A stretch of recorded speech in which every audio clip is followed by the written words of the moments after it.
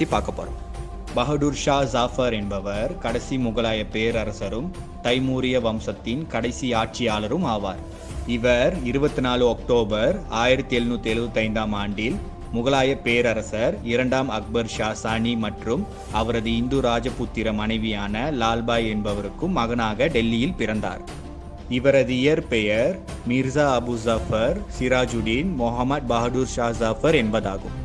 28 September 1837 தனது தந்தையான முகலாய பேரரசர் 2ஆம் அக்பர் இறந்தவுடன் பகதூர் ஷா ஜஃபர் முகலாய பேரரசின் 20வது பேரரசராக பதவியேற்றார்.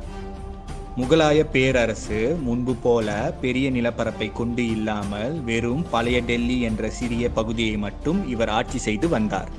பேருக்கு இவர் முகலாய பேரரசராக இருந்தாலும் வெறும் பழைய டெல்லி என்ற பகுதியை மட்டும் ஆட்சி செய்து வந்தார்.